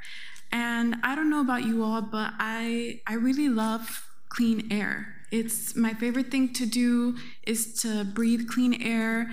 And I really love knowing that when I'm making my rice and beans, my fried plantains at home, that I am not exposing myself and my loved ones to health-harming pollutants like nitrogen oxides, formaldehyde, carbon monoxide, and benzene, which Melanie already mentioned. There has been studies that benzene is emitted when gas stoves are on and when they are off as well. And there was a study that came out last year. It's really good reading. I would highly recommend it. It was a study put together by Oregon PSR, Sierra Club Verde, but it's called Oregon's Hidden Air Pollution Problem. And in this study, we found that it is estimated that the outdoor fossil fuel pollution from Oregon's homes and businesses costs almost $88 million annually. And this is very expensive. And so electrification also provides us cost savings both to our pockets but also to our health, and I think that it's also important to take this into consideration. And the number jumps up to 1 billion actually if we take into account the overall fossil fuel induced climate change damages to our property, our agriculture, our infrastructure, and our overall social stability. And I also wanted to really quickly talk about this really amazing study that was conducted in New York by a group called We Act for Environmental Justice. And they actually provided a group of people who lived in affordable housing complexes an induction stove, and they measured the air quality before and after when there was a gas stove and then when there was an induction stove, and they found a massive decrease in NOx. And people had the option to either go back to their gas stove or keep their induction stove. And every single person who participated in this study kept their new induction stove. And so I only have 10 seconds left, so I'll end it at that. Thank you so much for the opportunity to testify today. Thank you so much for being here. I appreciate everyone taking time out of their day to come and testify. Like I said, we don't always have testimony at committee, but I'm glad that we got the opportunity to hear from a variety of voices. Now I would like to call back up the presenters for our discussion and Q&A portion with the committee here. And I wanna make sure, I know that a lot of my colleagues were eager to hear about, okay, if renewable fuels are not necessarily the path forward, then what are the steps that we're gonna take? So I think, Brian, we're definitely gonna ask you a lot of questions. And with that, I see I have, my colleagues have some of their hands raised. So first I will go to Councillor Novick and then Councillor Ryan. And before we get started, I just wanted to frame as well that I think that it's important that we're having this discussion about how renewable fuels and the things that have been taught around it are going to directly impact our discussions and any future movement towards electrification and decarbonization at the city, because there is a lot for us to learn as a council. And I think the Climate Committee has the burden of carrying this information and making sure that we're moving our city forward. And as many people have already stated, we don't have a lot of time to make these changes. So with that, I will now pass it off to Councillor Novick. Thank you, Chair Murillo. I have a question for Ms. Saylor. One of your early slides, and I didn't keep track of which one it was, showed what appeared to be how many units of emissions, and it didn't say what the units were, from PGE, PacifiCorp, and Northwest Natural. And I saw the numbers rather surprised me. It made it seem like Northwest Natural had a really small percentage of emissions because it had like PGE 6.6 million, Northwest Natural 57,000. Just want you to like explain that. Yeah, that's correct. Because PGE, so these are the emissions for the entire territory that those utilities serve. So that's one thing to keep in mind. And PGE does serve, I think it's 3/4 of the commercial and industrial properties in the state. And Northwest Natural, the direct use natural gas, is a pretty small percentage. I think it's 6 or 7% of the total emissions for the state. And residential. For commercial and residential. I think it's closer to 9% if you include industrial. Closer to 9% if you include. These numbers, by the way, are available on the Oregon Department of Energy. And also, actually, the city of Portland has a pretty helpful assessment of carbon emissions for the city that staff facilitates. So I would just encourage you to look at that. So yes, and that is something that's important to note, that PGE has some work to do too, as does Pacific Power. But I mean, the numbers were, I mean, it looked like Northwest Natural's emissions weren't even 5% of PGE's. If it's 57,000, and again, I don't know what the units were versus 6.6 million. And I was just wondering, does that mean that currently, like per unit of energy, Northwest Natural has less emissions than PGE? I don't know how to answer that question without going, yeah, go ahead. I can offer an answer, Councillor Novick. So I think this came up in a previous committee meeting. The electricity supplied by PGE and Pacific Power does have a greater carbon intensity on the generation side. The case for building electrification, again, as I mentioned at the start of my presentation, focuses on heat pump appliances, which are 2, 3, 4 times as efficient in heating and in space and water heating than gas alternatives. So it actually kind of flips the math on its head a little bit with the end use once you start to increase the proportion of heat pumps in households.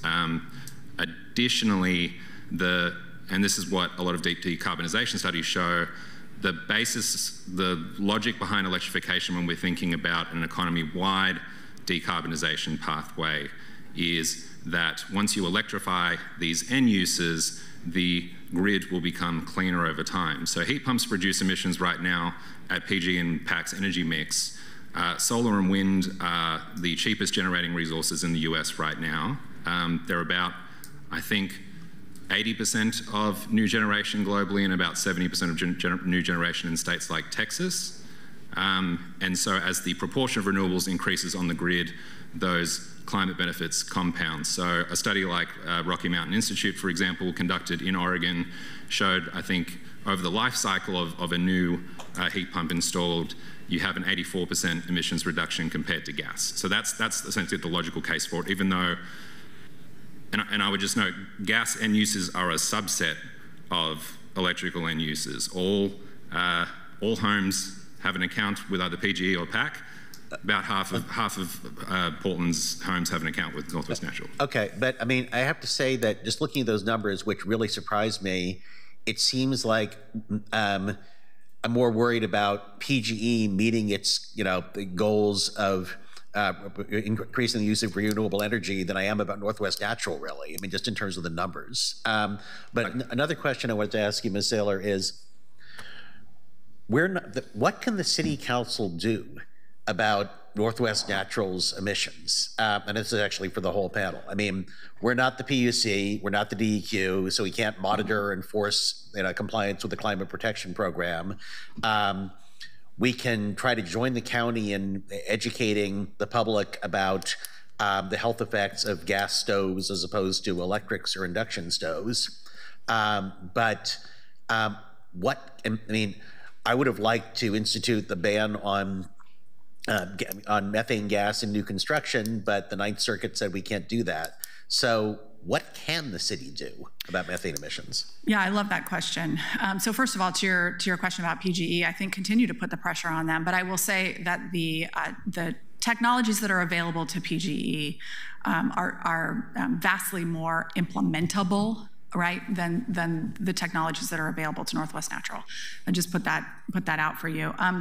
To your question about pathways, we'd be happy to come back and give a presentation on pathways that are available to local governments. We do this regularly, where I'm communicating with cities around the state about what can be done despite the Ninth Circuit's decision on Berkeley.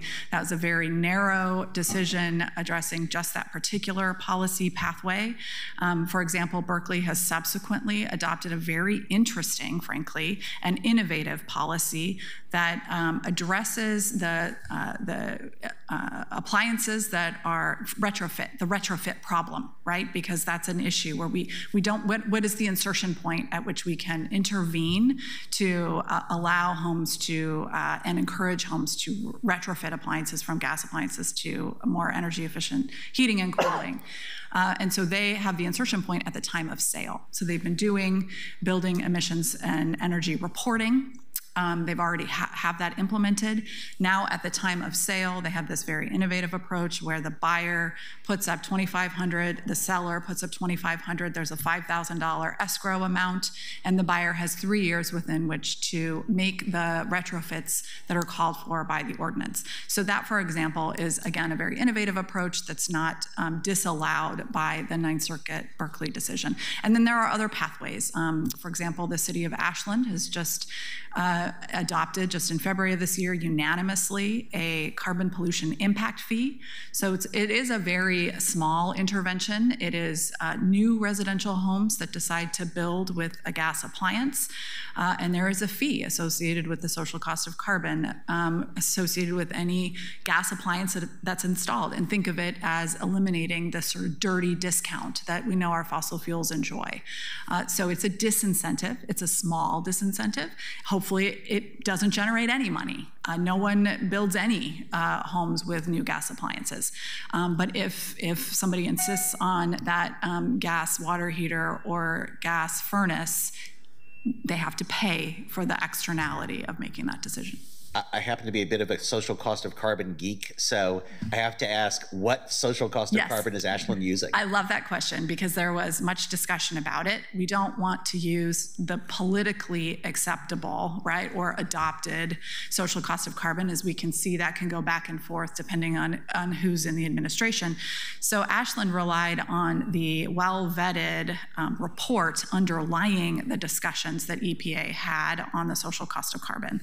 So it there's a table that's presented in that report, and the social cost of carbon that they chose is associated with what that report, again, vetted by other scientists, assigned, and I think it's something like $234. If I'm remembering off the top of my head. Per unit of CO2. As opposed to the outrageous $50 a ton figure the inequitable Obama administration adopted? You got it.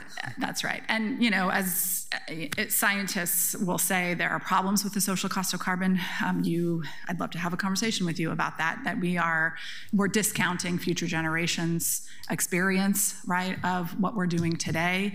So that social cost of carbon actually could be much higher. Right. But Ashland chose a very appropriate, scientifically vetted number, but that hopefully is high enough, again, to get people to think about what it is they're doing. Thank you.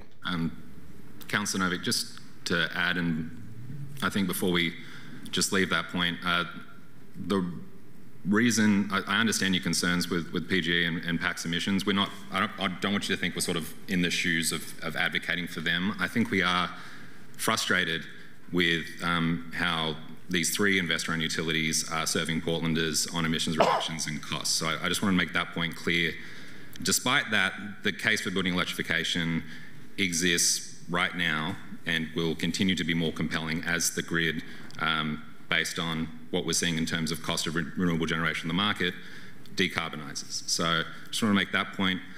I think in addition to the climate and health standards for existing buildings, which I know came up in a previous committee meeting, which we think is a great policy to consider first, I do think this council could be looking at, and Samantha had referred to this WEAC study where they went into social housing and replaced gas ranges with induction ranges.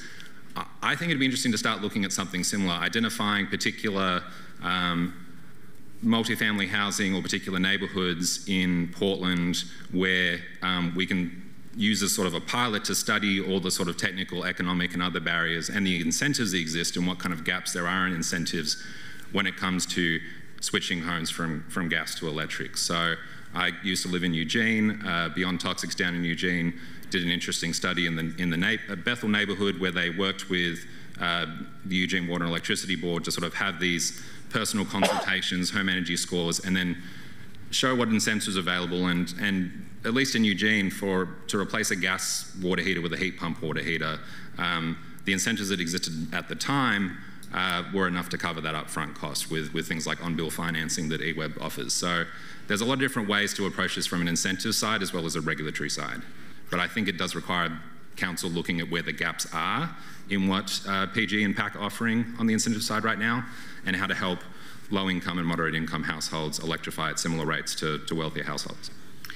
And there's so much we could say here. I just want to say, a couple of things we heard from folks whose work relies on what Northwest Natural does. And, from my personal perspective, I see Northwest Natural as a good employer. People don't leave. People like to work for that company. And customer service. People like to receive customer service for Northwest Natural.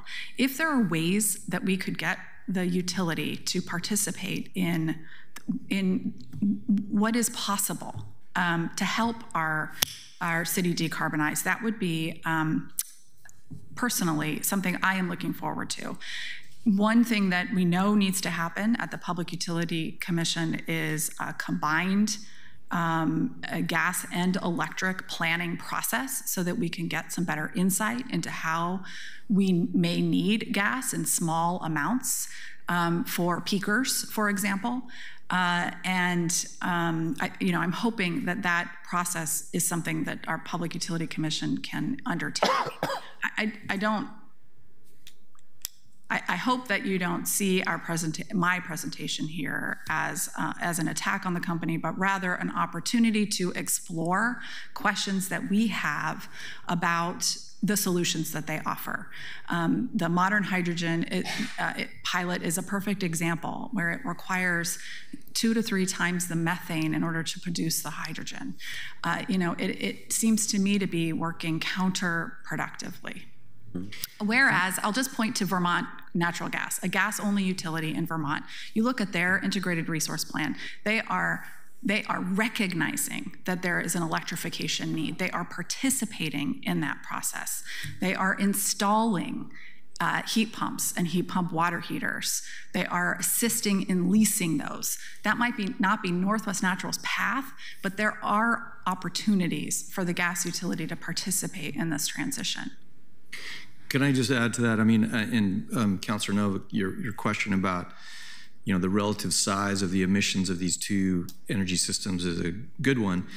But I think that one of the reasons why you hear so much enthusiasm amongst third-party advocates and climate activists about electrification is that, unlike the gas situation, renewable energy is the cheapest way to produce new electricity, which is why, in actual fact, it's over 95% of the new generation in this country over the last 3 years has come from renewables.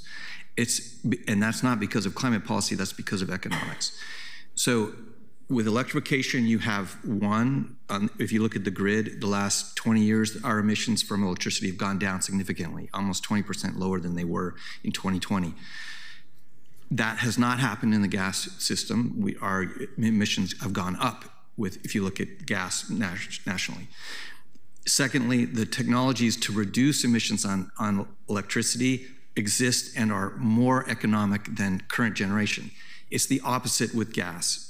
To reduce emissions with the gas system, you would dramatically increase costs. Many of the estimates are as much as 6 times the cost to get a reduction in emissions from the gas industry. So in other words, yes, it may look small, but the path to a clean energy system exists with technology that's here today on the electric side. It does not exist on the gas side. Yeah, and to be clear, I think we need to get away from methane. And by the way, I think we should stop saying natural gas and just say methane gas whenever possible, as quickly as possible. It was just that the numbers seem to me to kind of drive home the idea that, we need to reduce PGE's reliance on fossil fuels to produce electricity. Absolutely. And that's a huge issue. Yes, Absolutely. But at least we have a law that is mandating that, where we don't on the gas side, other than the CPP. And they did drop emissions 10% in 1 year, despite load growth. And the opportunities that they are exploring are really interesting. Virtual power plants, allowing folks to generate their own electricity and using our system more responsibly, more efficiently. So all that to say, there are a lot of innovative opportunities that are very easily implemented. Councilor Ryan, you had a question. I was going to say, we've been talking. Make sure we have a chance for Councilor Ryan's questions. Are you almost finished? Okay, Councilor Ryan. Thank you, Chair. Clerk, could you please read the title of this item again? Certainly. Item 2, committee discussion on electrification. On electrification, okay. So I was really looking forward to a critical analysis, the life cycle, like some experts did. I think it was last month, Chair, on renewable gas. That didn't happen today.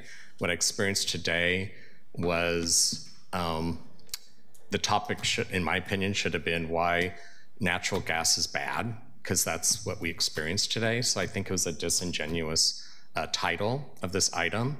And I'm disappointed in that, because I wanted to hear the life cycle of electrification. I want to hear that same critical analysis of from mining to what we do with recycling and waste at the end. And that has not happened yet in this committee. And I really look forward to that conversation. And I do think that we all want the same goal. I don't think anyone doesn't want fresh air. I don't think that anyone doesn't want to decarbonize. I think the last speaker got to some of the topics around what electrification provides, and I appreciate that. But I just have to say to the chair, I hope that when we go forward, we can have more transparency about the title of the topic, and we can stay focused on the topic. And then when we go forward, and if it's about Northwest Natural Gas in particular, we can include them in the dialogue. I think tension is important. You're alluding to that, and I appreciate it. We need people at the table having these tough conversations. So this is more of a statement that what I experienced today was really different than what I, as a legislator, came into this meeting to experience. I'm not disappointed in what I listened to. I was all ears, and it was helpful to hear that. I'm just saying, when I came in this morning, I thought this was going to be a very different item than I experienced. So I just had to state that for the record. I don't think it was good government in terms of transparency this morning on the item. Councillor Ryan, thank you for the statement. Would you like me just to offer a short response and data point on the life cycle question? Of course, you're up here. Thank and you. if someone from Northwest Natural wants to come up and yeah, and is add to it that, all right think if that I would be share valid. my screen again on this? Yeah, go for it. Okay, thank you.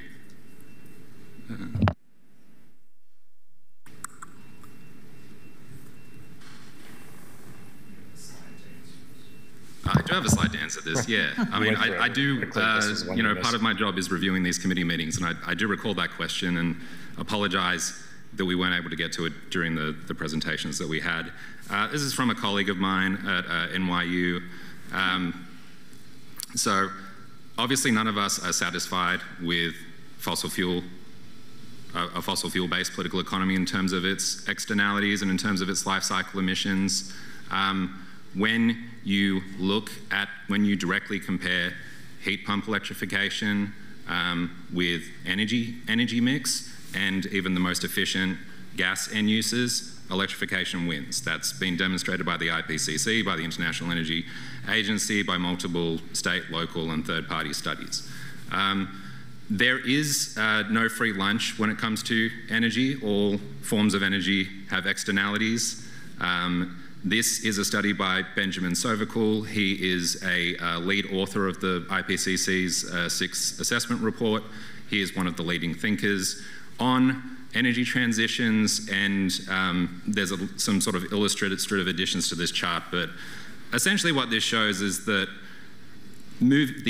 Oregon's energy grid, which is moving increasingly towards solar, towards wind, with that legacy hydro, this is a meta-analysis that shows that the sort of universe of externalities associated with that generation is going to be less than fossil fuels. So I think sometimes folks in the gas industry are kind of anticipating that tomorrow we're going to make a transition to all electric buildings. This is a multi-decadal transition that needs to be planned by governments, but the idea is that we're actually reducing overall externalities in the energy system over time if we switch to renewables.